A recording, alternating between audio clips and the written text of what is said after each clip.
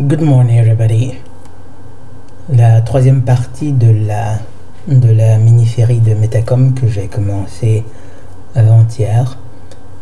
Et j'espère qu'avec cette vidéo je pourrais conclure justement cette mini-série. Il y en avait vraiment beaucoup. Vous aviez publié beaucoup de commentaires très intéressants et très édifiants.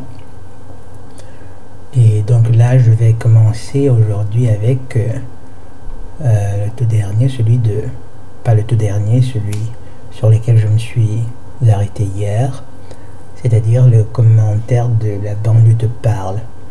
Il va falloir que je vous envoie les dossiers noirs de Virginie Vota. Ah bon, ainsi elle a des dossiers noirs. Ouais, je crois que nous serions très intéressés en réalité. Ça, j'ignorais justement qu'elle avait des dossiers un peu, disons, bref, des dossiers noirs ou des dossiers quelque peu compromettants, disons ça comme ça, compromettants. Bon, après, ça fait gros, c'est pas vraiment compromettant, mais disons, des dossiers noirs de Virginie Vota. Vous en seriez encore plus écœurés. Zemmour, n'en parlons pas. Ben, pour le Zemmour, c'est tellement, comment dire, c'est simplement terrible de voir que justement il y a une tribune qui est justement accordée à cette personne qui fait tout pour envenimer les relations entre les communautés. Bon, mais après tout, en même temps, lorsqu'on considère le fait que cette tribune qui lui est accordée à la télévision, bon, en fait c'est cohérent en réalité. Puisque de toute façon, les masses médias, ça sert principalement à étourdir, à voiler, à empêcher justement les masses de prendre conscience, à les distraire. Bref, disons ça comme ça. Ça sert principalement à les distraire. Donc, il est dans la même trempe que Onfray, le faux philosophe sur la voie de BHL, à la différence près que Onfray attaque le Seigneur et tous les croyants. Ah ouais, justement, vous savez, en particulier quelqu'un comme Onfray, je crois que c'est l'un des, je veux dire, cette catégorie de personnes, c'est les pions les plus subtils du Seigneur ténébreux, en ceci que a priori comme ça, on ne dirait pas qu'ils servent consciemment ou inconsciemment le Seigneur ténébreux. Par contre, c'est précisément ce qu'ils font lorsqu'ils s'attaquent justement à, disons, aux croyants ou bien aux personnes qui ont conscience de la nécessité de cette quête spirituelle à laquelle la vie nous amène naturellement, spontanément. Et de toute façon, on sait aussi que rarement le Seigneur ténébreux se présente-t-il comme un monstre ou que sais-je encore. Il se présente en général comme l'occasion justement de satisfaire nos désirs les plus profonds, ou bien simplement comme quelqu'un, comme une personne complètement innocente, ou bien comme un contexte anodin qui semble ne pas avoir des implications profondes, mais qui après est lourd de conséquences.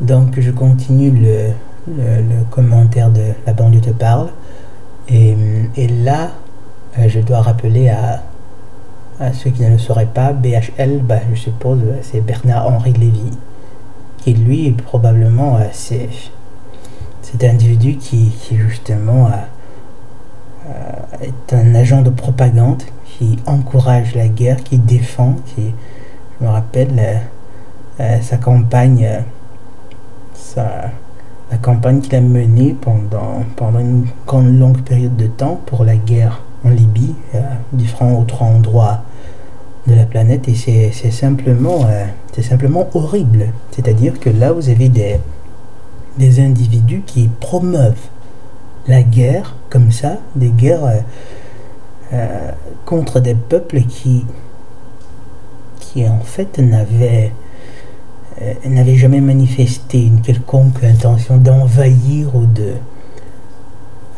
d'attaquer militairement la France, mais qui justement a travaillé, il a œuvré, il œuvre comme ça pour l'envahissement, pour des guerres, simplement pour du fric, simplement. Et c'est terrible, bien entendu, toujours sous le couvert de la démocratie, des droits de l'homme, presque comme s'il avait un tant soit peu à cœur les intérêts de ces populations dont il prétend défendre les droits. En fait, ce sont ces individus qui présentent au monde le mal comme bien et le bien comme mal. Et après, il y a des personnes comme Moïse Erdan qui dit qu'il ne croit pas en Lucifer, qui dit qu'en fait, le fait que je parle du Seigneur ténébreux, ce soit une chaîne mentale dans une mesure imposée par le christianisme. C'est très intéressant, quoi. C'est-à-dire qu'aujourd'hui encore, il y a des individus parfaitement instruits qui ne sont pas capables de voir justement une intentionnalité maléfique à l'œuvre justement derrière les rideaux de nombreux événements qui se déroulent sur cette planète. Et mais de toute façon, je ne devrais pas anticiper la vidéo que je prépare, que je publierai pour répondre à Moïse Erdan. Bref, donc revenons aux commentaires de la banlieue. Onfray qui attaque le Seigneur et tous les croyants alors qu'il a euthanasié sa première femme. Si ma mémoire ne me fait pas défaut, c'est une bonne vidéo. C'est une bonne vidéo qui... Et là, il n'y a pas de suite aux commentaires, peut-être parce que... Et non, par contre, c'était là que s'arrêtait le commentaire de la banlieue te parle. Apparemment, tu as commencé une phrase que tu n'as pas finie. Et bref, ça, disons que c'est une information que je n'avais pas. Et là, c'est simplement... bref, c'est des personnes justement qui sont acquises, qui sont littéralement acquises à une orientation qu'on peut définir littéralement luciférienne. De toute façon, comme je vous le dis si souvent, le Seigneur ténébreux, petit à petit, ces masses médias, ces personnes qu'on présente à la télévision, dans le cinéma aussi, grâce au cinéma aussi, le monde est en train de devenir petit à petit, il est en train d'être initié à l'idéologie luciférienne. Et malheureusement, une fois de plus, les buts visés par le Seigneur, par les lucifériens, leurs buts seront atteints. Leurs buts seront atteints parce qu'il y a des personnes qui, quoique disposant de toutes des connaissances et aussi de l'instruction, qui ont toutes les ressources qu'il faudrait pour comprendre ces choses, pour connect the dots, comme on dit en anglais. Il y a des personnes qui réussissent justement à ne pas en prendre conscience. Bon, ben, après, nous disposons tous, chacun fait de son libre arbitre précisément ce qu'il veut. Et bref. Donc ensuite, là, c'est Don Jorge que je salue. Bonjour, pouvez-vous me dire de quel dossier nous allons parler? Et justement, moi aussi, je suis particulièrement intéressé. Et donc la banlieue te parle. Si tu voulais bien nous partager avec nous ces dossiers noirs, ce serait vraiment très intéressant, très édifiant. Et voilà, donc on passe au prochain commentaire. Merci docteur, de rien Don Jorge. Merci à toi. Don Jorge est un patron de la commune de Conseillon. Et ensuite là nous avons Jérôme D. Tu es très intelligent, très psy. Merci Jérôme. Et Ensuite, plus de vie pour le juste. Très bonne vidéo, de mieux en mieux docteur. Merci. Plus de vie. Don Jorge. Grazie. Nonox. Ensuite, excellente vidéo. Grazie. Et là, nous avons un lien de Golovkin Gigatame. Golovkin. Là, ça sonne quelque peu russe. Golovkin. Bref. Je pourrais regarder le lien plus tard. J'espère que c'est une vidéo intéressante. 2 chevaux, merci, de rien. Et là, nous avons Lahsen Benardou qui me dit « Là, tu me déçois ». Pour quel motif? Et là, il répondait, il commentait la vidéo « Comment les humains seront amenés à vendre leur âme au Seigneur ténébreux ». Et Lahsen Benardou qui dit je le déçois. Alors, Lahsen, alors, j'espère que je prononce bien. J'espère que c'est la bonne prononciation. En fait, c'est trop facile de dire comme ça, là tu me déçois, cher ami. Et j'imagine que tu es parmi les personnes qui se sont désabonnées. Si c'est le cas, ben, je crois que là, comme ça, pour rigoler, je peux dire que je peux me permettre de dire que tu ne manqueras pas, certainement pas. Par contre, si ce n'est pas le cas, eh bien, je crois que tu devrais peut-être pour faciliter justement le débat, nous dire en quoi je te déçois, parce qu'après, après tout, cette vidéo, c'était une très longue vidéo, et donc ce ne serait pas mal si tu apportais quelques détails, si tu me disais par exemple sur quel point précis je te décevais, ou alors si c'est littéralement sur tous les points de la vidéo, ben là ce serait plutôt bizarre.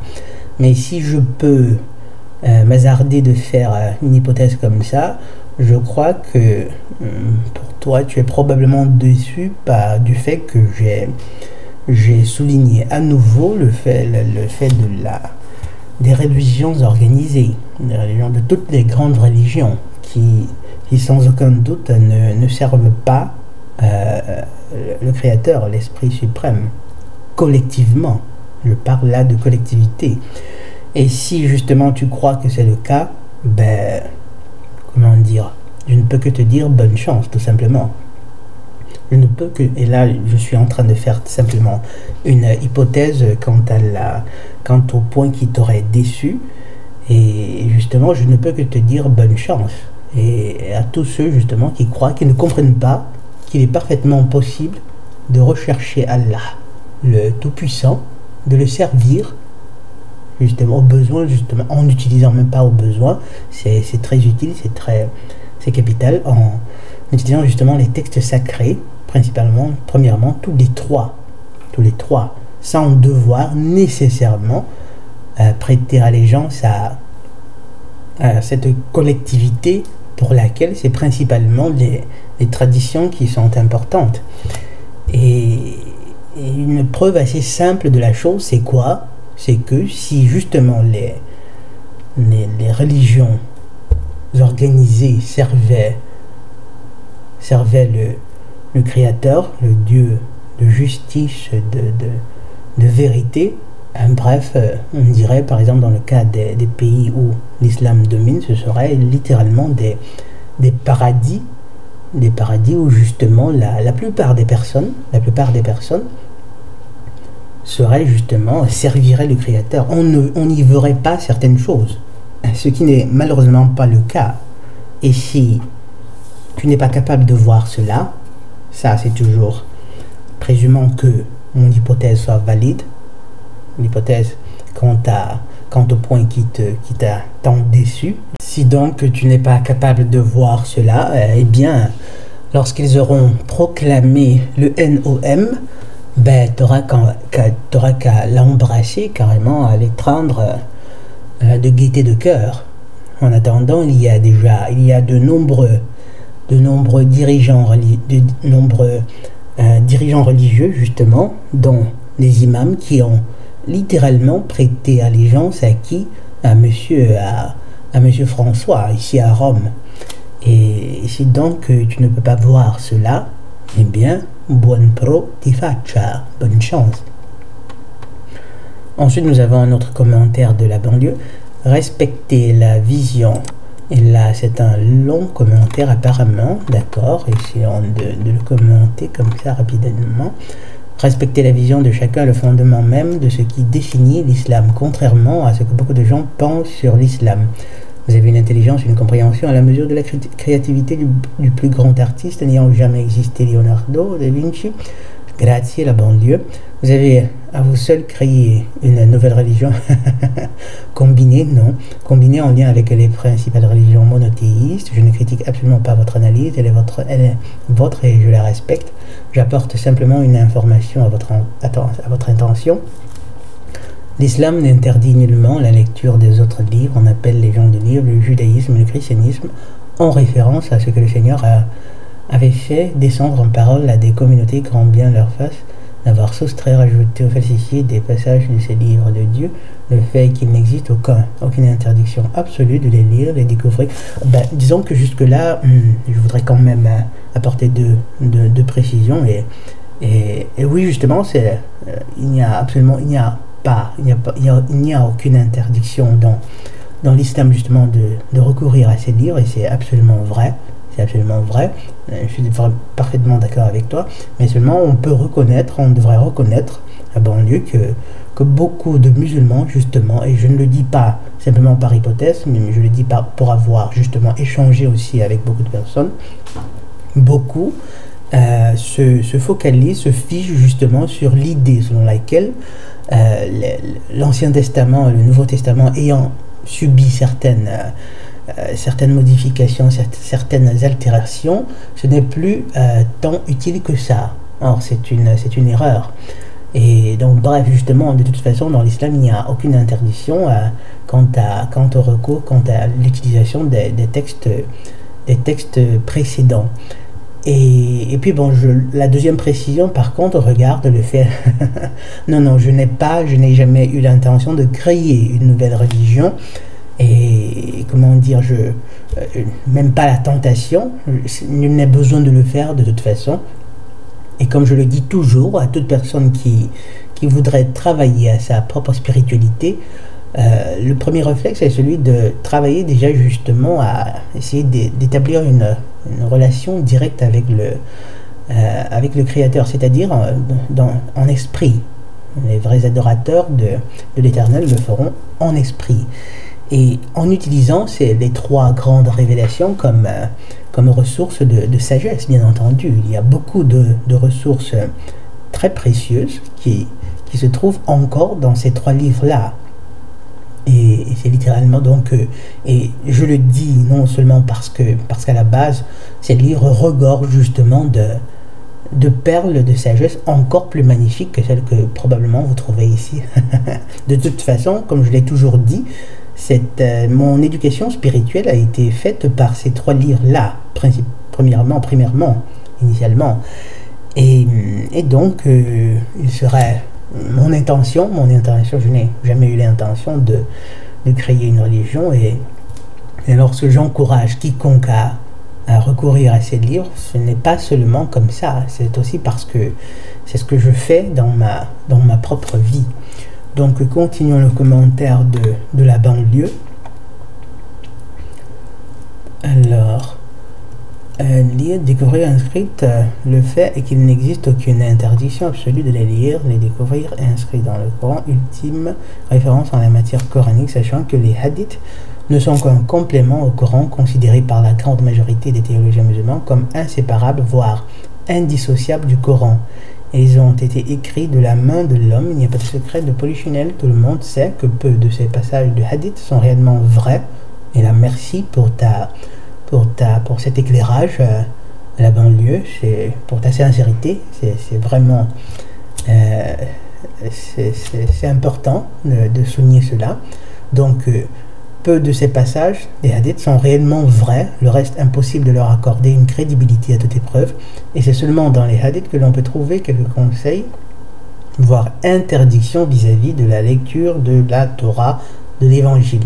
À ce propos, Dieu, Allah, dit à vous, votre religion, à moi la mienne, je ne vénérerai pas ce que vous vénérez, vous ne vénérerez pas ce que je vénère.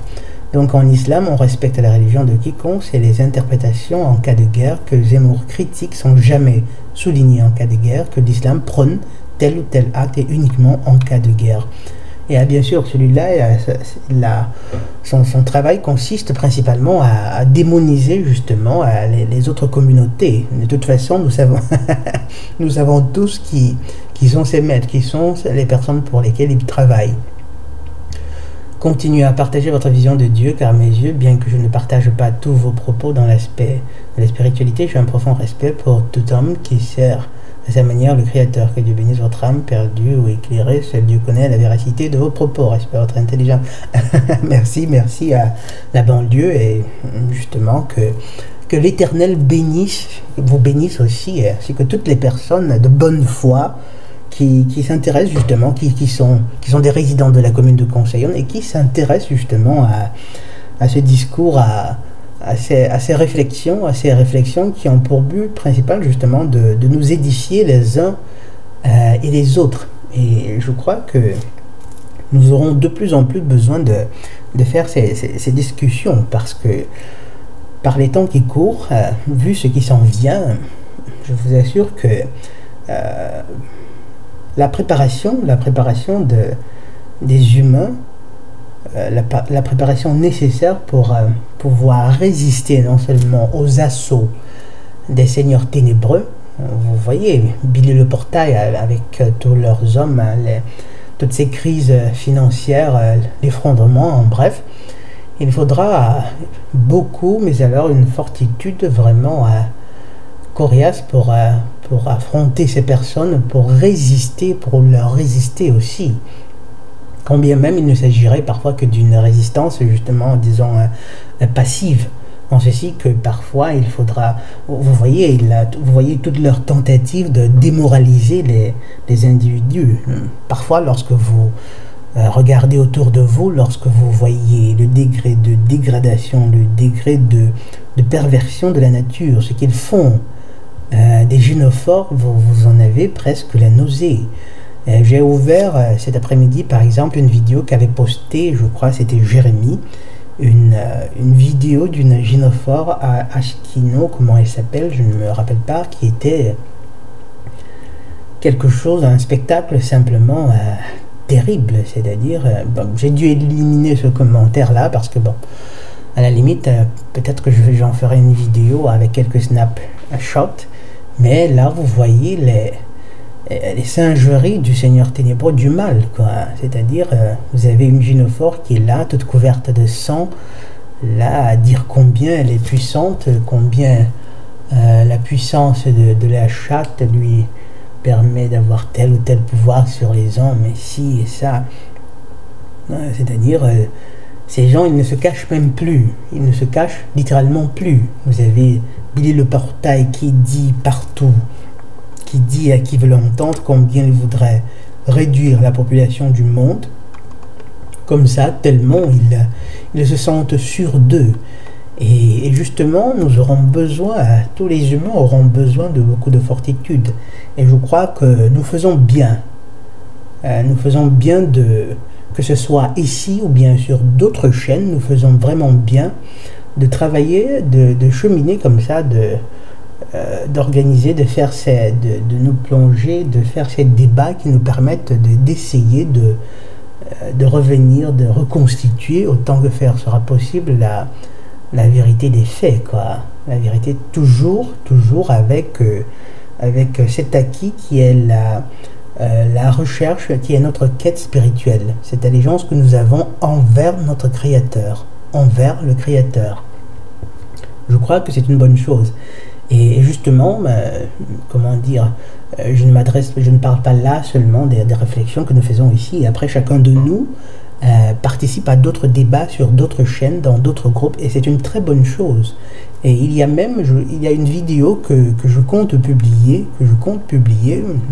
la semaine prochaine ou celle d'après, dans laquelle je voudrais justement vous suggérer d'autres chaînes, c'est-à-dire les chaînes d'autres personnes qui, à mon sens, qui selon moi sont des individus vraiment animés de calopistie, des personnes qui ont un amour réel envers leur prochain et qui voudraient vraiment partager, redécouvrir, essayer, qui voudraient contribuer justement à aider leur prochain à se réveiller, à enlever leurs œillères.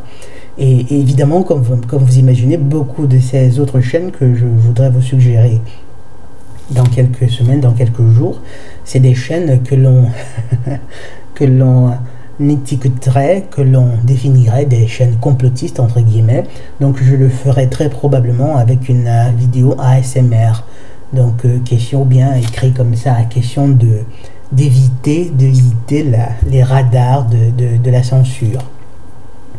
Ensuite nous avons le commentaire de Seven Deadly Sins. Alors tout ce qu'on observe aujourd'hui, c'est de la fausse pudibonderie. Il n'y a pas un groupe ethnique pour rattraper l'autre, pas une religion pour corriger ses concurrentes. Mais contrairement à Rando, j'estime qu'une spiritualité collective, et donc catholique a priori, mais pourquoi catholique a priori, sera impérative à l'avenir. Et ce qui m'inquiète à cet égard, ce sont les imperfections et les stupidités qui ne manqueraient pas de s'insuffler dans cette spiritualité restaurée. Oui, bah, là, c'est le principe que tu viens de dénoncer là, il est fondamental, il est certes vrai, mais le fait que tu y mettes l'étiquette catholique a priori, je crois que là, c'est un problème. Seven Deadly Sins, tu ne vas tout de même pas croire que le catholicisme aujourd'hui soit encourage ou bien aide vraiment ces adeptes à développer leur spiritualité, ou bien que le catholicisme serve vraiment l'Éternel, le Créateur, le Dieu de justice, d'amour que nous recherchons. Si c'est ce que tu crois, ben là, ce serait un peu, comment on dit, on serait en droit d'exprimer quelques doutes, parce que déjà, je sais pas, nul n'est besoin de citer les innombrables incohérences qui justement sont encore plus visibles dans cette religion, qu'il s'agisse des nombreuses idolâtries qui caractérisent le catholicisme, ou alors des actes du clergé, des différents clergés de ce groupe. Bon bref, et quoi qu'il en soit, il sera nécessaire de restaurer une certaine spiritualité, une spiritualité véritable. Une spiritualité véritable où justement il s'agirait de former les androphores, tant les androphores que les gynophores, en leur apportant justement ces informations qui ont été cachées, occultées, ces simples informations qui un temps faisaient partie du sens commun. Le fait par exemple de la sacralité de la virginité féminine. Il fut un temps où c'était quelque chose de l'importance de la sacralité de la virginité féminine, ça allait de soi. Il n'y avait pas besoin d'essayer de faire de procéder à des démonstrations mathématiques ou que sais-je encore pour illustrer cela. Seulement ça a été détruit au cours des siècles, petit à petit, à tel point qu'aujourd'hui on se trouve dans un monde où vous trouveriez il y a des gynophores qui vous conduiraient très volontiers à l'échafaud lorsque vous essayerez de leur faire comprendre qu'elles font mal d'avoir de nombreux partenaires sexuels. Et c'est bien dommage. Bref, il sera question d'essayer de revenir à une spiritualité restaurée. Et c'est lié au patriarcat aussi, forcément. Bon, bref, c'est une langue, c'est un thème très profond.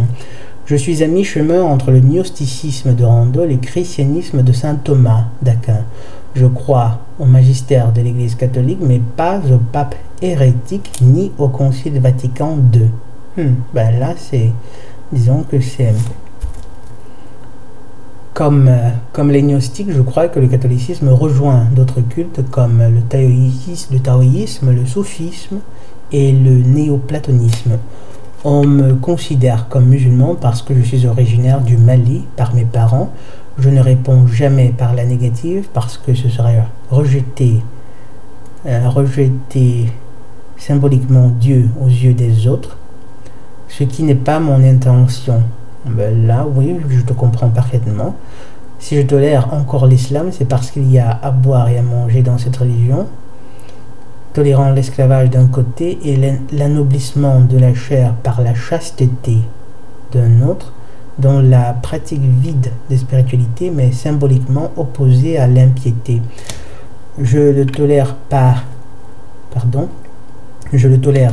haine de l'athéisme et de l'humanisme, entendu dans le sens de liberté humaine sans les recommandations célestes. L'islam n'enseigne rien sur la destinée de l'homme. Combien de musulmans sont persuadés que la béatitude c'est de forêt 72 vierge au paradis. Malheureusement, justement, il y en a beaucoup qui croient cela. Mais je crois que la banlieue te parle nous a apporté une spécification très intéressante plus bas. Je l'ai lu dans le Métacom d'hier, dans la deuxième partie, je crois que c'était.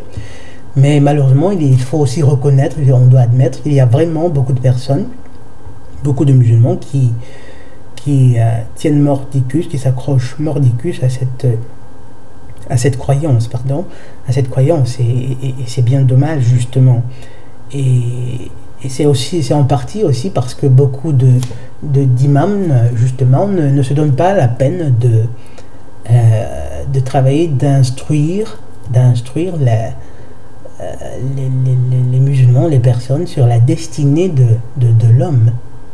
Pourquoi ils ne le font pas? Pourquoi? Parce que beaucoup entretiennent une certaine hostilité envers les deux révélations précédentes, et d'autres encore sont simplement acquis à d'autres idéologies, à l'idéologie carrément du Seigneur ténébreux. Ça, on doit aussi le reconnaître. On ne voit pas des chimères pareilles chez les catholiques. Là, par contre, tu sembles vraiment avoir un positionnement favorable à l'égard du catholicisme. Je crois que ce serait utile justement je ne dirais pas de remettre en question cette posture, mais bon, je crois que peut-être qu'il faudrait approfondir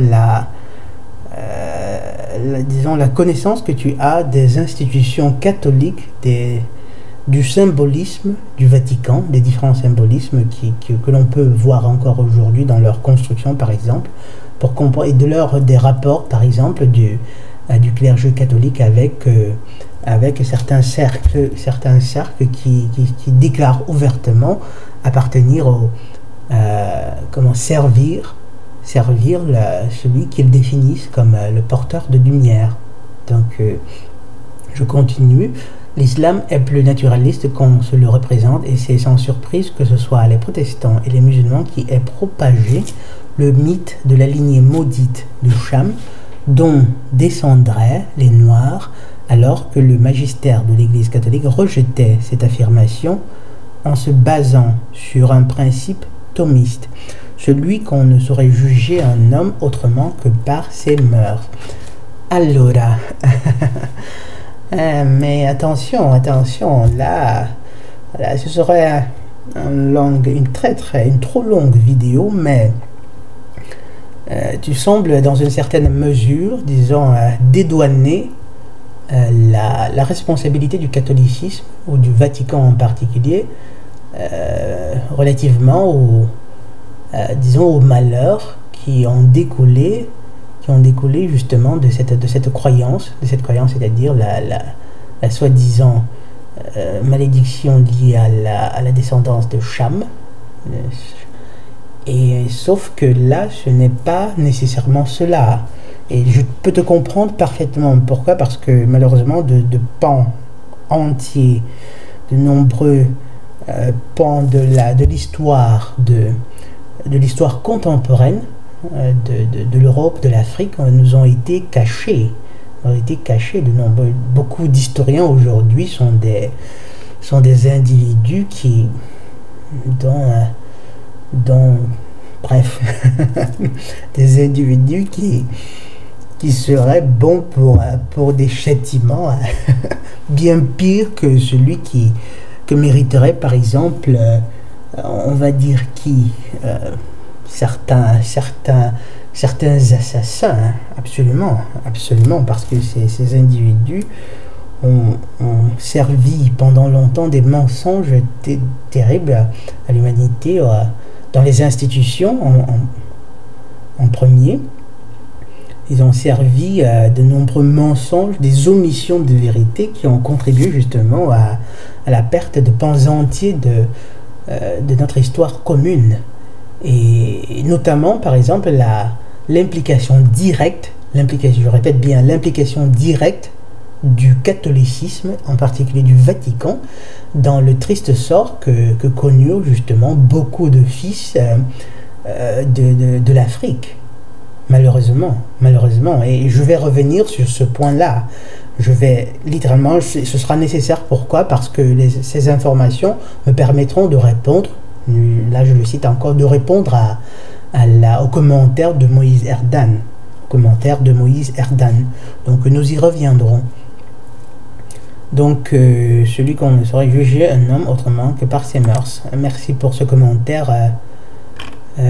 Seven Deadly Sins. Ensuite, notre commentaire de Seven Deadly Sins. Les femmes sont émotionnellement instables, d'où l'apparence de complexité qui exude des interactions avec elles. Oui, justement, en effet. Le comble, c'est quoi? C'est qu'en général, on les voit courir les rues comme ça, la tête haute, toute pleine d'orgueil, presque comme si elles savaient, comme si elles étaient au contrôle. Et ce qui leur confère justement cette fierté-là, c'est simplement le fait qu'elles soient capables d'observer, malheureusement, la réaction des androphores à la vue de leur charme, de leurs indices de fertilité. Mais en fait, c'est leurs esprits ne sont pas les labyrinthes de complexité qu'ils pourraient paraître, mais c'est tout simplement des labyrinthes, c'est du désordre, c'est du désordre et de la confusion, tout simplement. Elles sont émotionnellement instables. Ensuite, nous avons Jean-Luc Malor. À la fin du Kali Yuga, toutes les différentes phases d'évolution, positives comme négatives, sont concentrées. Il faut accepter cette phase pour passer au Satya Yuga. Ce n'est pas drôle à vivre, mais en être conscient aide à patienter. Car, comme tu dis, si... Là, par contre, je ne crois pas que ce soit des phrases pas terminées. C'est probablement parce que j'ai agrandi les caractères. Voilà, donc en fait, justement, c'était du fait des caractères que j'avais agrandi. Donc ce n'est pas drôle à vivre, il faut accepter cette phase pour passer au Satya Yuga.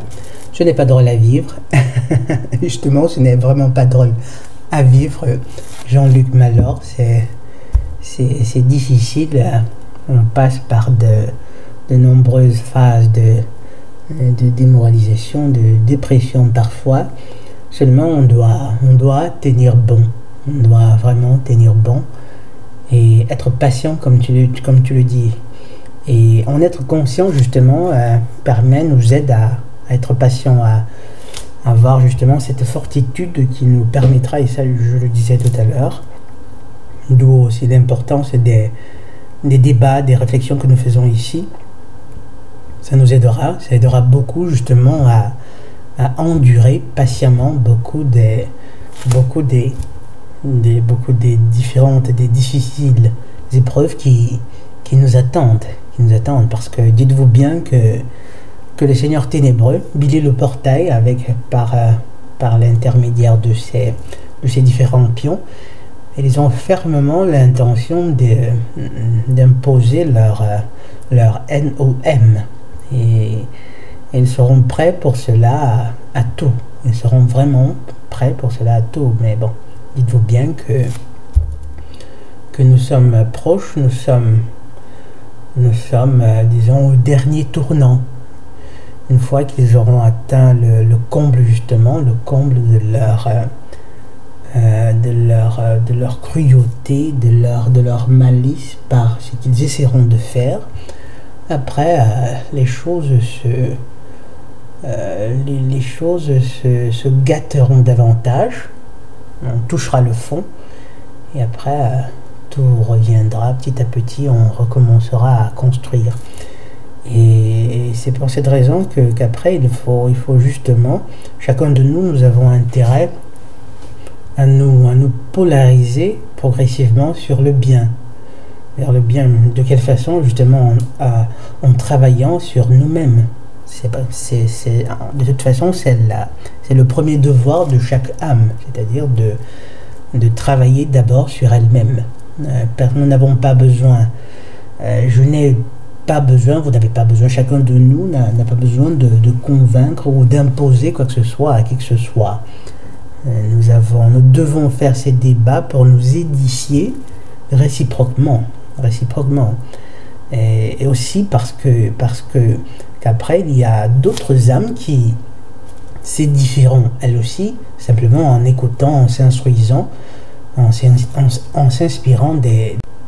s'inspirant justement des différents débats que nous faisons ici, des différents partages d'expériences que nous publions ici. Ensuite, nous avons Adrian Einherjar, j'espère que je prononce bien. Vidéo grandiose, Dr Rando, merci. Adrian, vous avez su pousser la réflexion concernant l'intelligence artificielle et faire le lien avec l'agence maléfique. Effectivement, les moyens de contrôle des élites ténébreuses ont de multiples tentacules dont certains ne soupçonnent même pas l'existence. Exactement, Adrian. Ces gens, ils ont vraiment beaucoup de multiples tentacules. Et vous avez parlé également, on nous demande de choisir, on nous demandera de choisir entre la peste et le choléra. Justement, le choix de Hobson. Je crois que c'est bien ça, oui, le choix de Hobson. Dans tous les cas, les gagnants sont les mêmes. Les moyens pour mettre au pas l'humanité sont très insidieux. Il y a plus grossière. Et read more, comme les mouvements. Il y a les plus grossières, comme les mouvements politiques et de consommation, ou les moyens les plus pernicieux, tels que les religions, les dogmes justement, les sectes. Tout cela dans le but de contrôler les masses dans leur totalité. Je crains que votre travail de déenclavement des esprits, pardonnez-moi pour le barbarisme, ne puisse pas porter leurs fruits. Mais vous avez au moins le mérite de le faire. Merci, Adrian. Disons que s'attendre à ce qu'il y ait beaucoup de fruits, ça, certainement pas. Certainement pas. Parce que il faut aussi dire que justement, je vous assure que personnellement, j'ai, beaucoup d'admiration pour... et là, je vous assure que je ne suis pas en train tout simplement d'essayer de vous faire des compliments comme ça. En italien, il y a le terme fare il ruffiano, dont la traduction m'échappe en français. Et donc, j'ai vraiment beaucoup d'admiration pour les résidents de la commune de Conseillonne. Pourquoi? Parce que, quelque part, il faut avoir beaucoup de noblesse, on va dire ça comme ça, pour accepter d'entendre des propos qui peuvent choquer, qui peuvent vraiment nous froisser, pour avoir justement la volonté d'accorder le bénéfice du doute parfois. Et il faut beaucoup de force, disons une noblesse d'esprit. Et dites-vous bien que c'est pas beaucoup qui le font. Je regardais par exemple The Metrics, les statistiques de la chaîne, et je crois que c'était le mois passé, et sur les derniers 28 jours, il y avait eu pratiquement quelque chose comme 900 personnes, ce qu'on appelle les spectateurs uniques, je crois, c'est-à-dire des personnes qui ont regardé une vidéo comme ça une seule fois, et après ils ont dit, ils n'y sont pas retournés. Et je crois que quelque part, ça illustre le fait que beaucoup de personnes, lorsqu'elles entendent certaines choses quant à notre situation, à la situation dans laquelle nous nous trouvons, en fait, ça fait pas beaucoup... c'est désagréable. Donc, beaucoup préfèrent tout simplement zapper. On zappe et puis on passe à autre chose. On passe simplement à autre chose. Donc, justement, tu as parfaitement raison de dire que que ce travail de déenclavement des esprits ne puisse pas porter leurs fruits. Ben, disons que là, c'est si par exemple nous nous attendons à des fruits, à une récolte, comment dire, très fructueuse. Non, elle ne peut pas être fructueuse, malheureusement, et c'est bien dommage en fait. C'est bien dommage. Mais il faut se dire que quand bien même il s'agirait d'une récolte qui ne nous apportera qu'un seul fruit, ça aura littéralement valu la peine. Absolument, ça aura absolument valu la peine. Donc malheureusement, on ne peut, et c'est un fait quelque peu tragicomique en réalité. Le fait que pratiquement aujourd'hui nous avons Internet, nous avons la possibilité de communiquer encore librement aujourd'hui, relativement librement aujourd'hui. Et je crois que la plupart des humains aujourd'hui qui ont un minimum d'éducation, d'instruction, ont déjà eu l'occasion d'être confrontés à la réalité de notre situation, à ce piège qui est en train de se refermer progressivement sur nous. Mais malheureusement, c'est encore la plupart des humains qui tomberont dans ce piège. Malheureusement. Et c'est bien dommage. C'est-à-dire, vous voyez, tenez par exemple le fait de l'apocalypse. C'est-à-dire, aujourd'hui, tout le monde peut voir. Il est assez qu'on en parle partout. Que justement, et il y a ces seigneurs ténébreux, il y a Billy le Portail et les autres qui nous grimacent, qui se donnent même la peine de dévoiler comme ça leurs intentions. Il y a tous ces éléments qui permettent de comprendre justement que lorsque l'Apocalypse, lorsque Jean parlait de la marque de la bête, sans laquelle les humains, personne ne pouvait ni acheter ni vendre, lorsqu'il écrivait ces choses, c'est pas parce qu'il s'était fumé je ne sais quoi dans quelques grottes sur Patmos, c'était parce qu'il avait eu une vision. Et aujourd'hui, il est de plus en plus clair, il est de plus en plus clair justement que c'était quelque chose de très concret, de très qu'il avait vu cette période que nous vivons. Et c'est en train de venir. Les médias nous les présentent chaque jour, dans les films, à la télévision. Mais malheureusement, les masses iront gentiment comme ça vers ces tourments-là. Quoiqu'en fait, nous nous trouvons dans cette zone de pénombre où il aurait été possible de commencer à adopter des mesures qui nous auraient permis, après justement, de nous opposer à cela, de résister, d'apporter. Nous avons les moyens, nous nous trouvons dans cette zone où nous pouvons encore prendre les décisions drastiques qui nous permettraient justement de nous opposer avec beaucoup de succès contre ces lois-là. Mais malheureusement, essayez donc de suggérer à l'homme moyen de se débarrasser de sa télévision. Et là, ce n'est qu'un exemple. Donc, après, c'est tragique, mais bon, après, il faut en rire quelque part.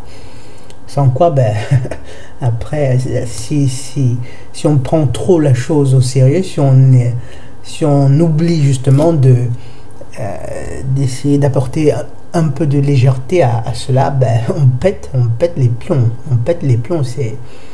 Ça pourrait justement nous démoraliser extrêmement. Bon, mais justement après, en fin de compte, même si on ne réussira qu'avoir une récolte, disons, très discrète, ça aura quand même valu la peine, quand bien même on aurait réussi à obtenir qu'un seul fruit. Donc je continue le commentaire de Hadrian.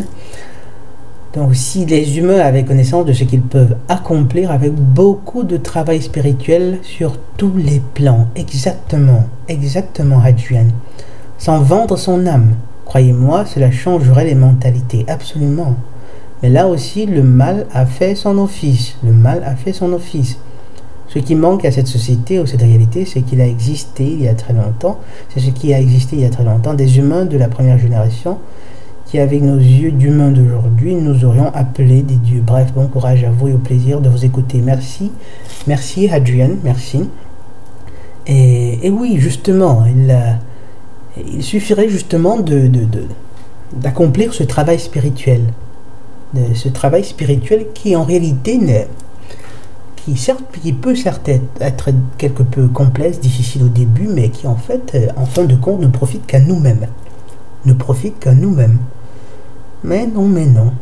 Mais non, mais non. On passe encore beaucoup de temps à regarder des parties de foot, à consommer beaucoup d'alcool, à passer à faire la queue devant des stores Apple pour s'offrir le tout dernier Apple.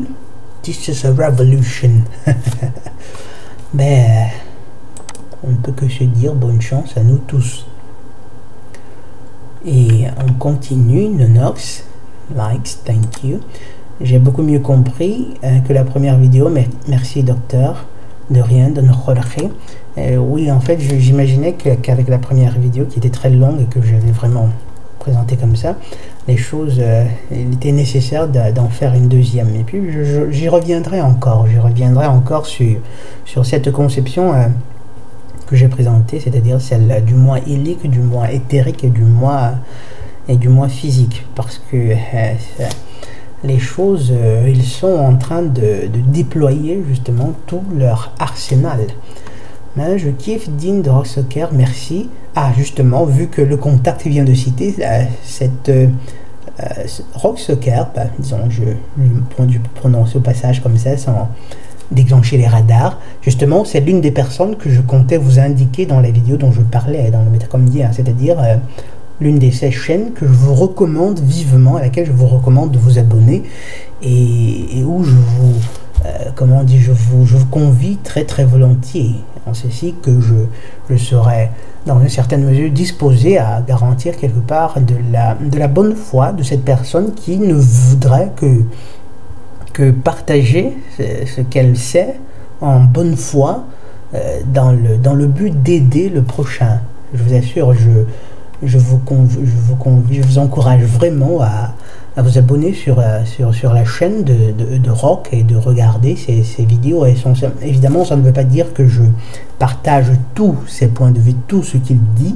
Seulement, il y a beaucoup de perles de sagesse dans ces vidéos. Et plus intéressant encore, il le fait avec amour, avec un désir de partage. Il est justement l'une de ces personnes que j'avais l'intention de citer dans la vidéo que j'aurais faite pour vous recommander d'autres chaînes. Ensuite, nous avons Maréchal Patrick. Si je te crois, bien que mon âme soit imparfaite, je pense que je suis au bout du cycle et ce n'est pas facile de vivre entouré d'âmes non finies. Dame non finie, je sais pas trop. Bref, de toute façon, oui, je crois qu'il est possible pour une âme d'avoir conscience justement de son degré, de son élévation spirituelle. Ça, il y a certains indices qui peuvent vous permettre de comprendre ces choses. Il y en a par exemple, ces personnes ont certainement beaucoup de difficultés à vivre dans ce monde, à comprendre que les autres hommes ne comprennent pas ce qu'ils comprennent. En fait, je crois que c'est des choses, c'est des difficultés que vit toute âme qui prend vraiment conscience et qui justement après peine à s'imaginer, à élaborer l'indifférence totale des masses quant à ce qui se passe autour de nous, c'est-à-dire qui n'arrivent pas parfois à se représenter comment des humains instruits, intelligents et tout, ne réussissent pas à identifier, à voir comme ça justement cette intelligence, cette volonté sadique qui est en train de mettre tout à l'œuvre pour nous amener vers un abattoir certain, vers une tragédie de masse. Donc il est parfaitement possible dans une certaine mesure, et puis après il y a de nombreux autres indices qui sont très intéressants, mais que nous ne toucherons pas ici. Pardon. Ensuite nous avons Gomez Tanziama qui dit: Docteur Ando, il faut aborder le sujet de la technologie. J'ai une question, d'où provient cette avance technologique des pays occidentaux? il est certain que les États-Unis ont une avance technologique sulfureuse. Une légende dit que la vraie technologie se trouve dans les bases militaires, je n'en doute pas. Mais quel est le rôle du Seigneur Ténébreux dans cette technologie? Certains parlent d'échange de technologie entre des aliens et des humains dans les souterrains des bases militaires. Il est dit que les aliens donnent la technologie aux militaires en échange de sang humain. Que sais-tu là-dessus? De toute façon, il est certain que le Seigneur Ténébreux n'est pas étranger dans la technologie, mais en réalité, les fantasmes, c'est de savoir quel rôle j'utilise. Est-ce celui qui fournit cette intelligence aux Américains? Alors, là, tu as posé beaucoup de questions très intéressantes, Gomez Tanziama, qu'il y a une implication du Seigneur Ténébreux dans le développement de ces technologies, sans aucun doute, sans aucun doute. Et sauf que cette implication ne procède pas nécessairement comme on essaie de nous faire croire parfois, c'est-à-dire que des personnes qui auraient reçu des technologies des aliens, peut-être ce seraient des aliens, mais pas dans le sens de personnes provenant de soi-disant planètes qui seraient à des années-lumière perdues dans le cosmos. Lequel cosmos même en fait n'est pas précisément ce qu'on nous a dit. Et c'est des entités, on va dire, de dimensions parallèles en fait, avec lesquelles certains individus sont entrés en contact dans certains cas, mais pas dans tous les cas. Dans d'autres cas, c'est simplement le résultat des travaux de certains individus qui étaient, comment on peut dire ça, qui étaient des inventeurs tels que Nikola Tesla par exemple et de nombreux autres. Maintenant, quant à dire quels seraient par exemple les esprits qui leur ont inspiré justement toutes ces inventions qui après ont été utilisées pour faire le mal, si c'était de bons esprits ou de mauvais esprits, là ce sera un profond débat. Et je crois que concernant Tesla par exemple, je crois que je tendrais plutôt à croire que ces travaux en fait étaient motivés par de très bonnes intentions et qui ont été pervertis, et c'est pour cette raison qu'après ils ont tout fait pour le mettre de côté, pour utiliser de façon déviée ces travaux, contrairement à d'autres chercheurs, notamment ceux qui ont passé le temps à tester des formules pour inventer des explosifs ou des bombes qui aussi puissantes que faire se pouvait. Là par contre, l'intention à la base était vraiment malsaine, était littéralement malsaine. Et là, ne faisons pas de nom. Bref, on en reparlera. J'essaierai de répondre à tes questions dans une autre vidéo. Ensuite, nous avons deux chevaux, merci. Prego, merci de l'humour, c'est encore mieux. D'accord, je crois que j'essaierai d'en mettre de plus en plus à l'avenir. Et merci pour ton travail. Ci-dessous, le lien vers une chaîne que tu apprécieras peut-être. D'accord, je vais y donner un coup d'œil après. Mika, si la mère est divorcée, c'est un nom catégorique pour moi, et les femmes qui me friendzone, en gros, la majorité. Je suis pas sûr d'avoir compris. Mais j'imagine que si la mère est divorcée, c'est un non catégorique. Ouais, dans le sens que se lancer dans une relation avec une femme divorcée, je crois que c'est que des problèmes. C'est que des problèmes. À la limite, comme ça, si après bref, c'est que des problèmes, disons ça comme ça. Bonjour, ce serait bien d'avoir un récapitulatif sur le sens des différents préfixes, radicaux et suffixes. Bonne continuation, merci. Oui, justement, en fait, je préparais cette vidéo-là, et puis je me suis mis, comme je vous le disais, j'ai jeté un coup d'œil dans les commentaires. Je me suis rendu compte qu'il y en avait beaucoup et que ça faisait longtemps que je n'avais pas produit de Metacom. Donc oui, je ferai Nonox. Ensuite, nous avons Don Jorge. Merci subtilement, docteur, de rien. Merci subtilement, justement. Donc, Don Jorge. La vidéo a été bien décryptée. Et voilà, là c'était le dernier. Là nous avons un spam potentiel. Voyons voir, c'est probablement des commentaires qui comportaient quelques mots délicats. Et donc enfin des propos objectifs. Là c'était en relation à quelle vidéo, ça je l'ignore. Donc tu as donné beaucoup. Là par contre je crois que c'était, oui, ce commentaire était déjà visible, Didier Raoul.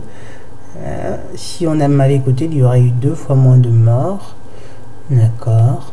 Ensuite, Rougaïl Boucané.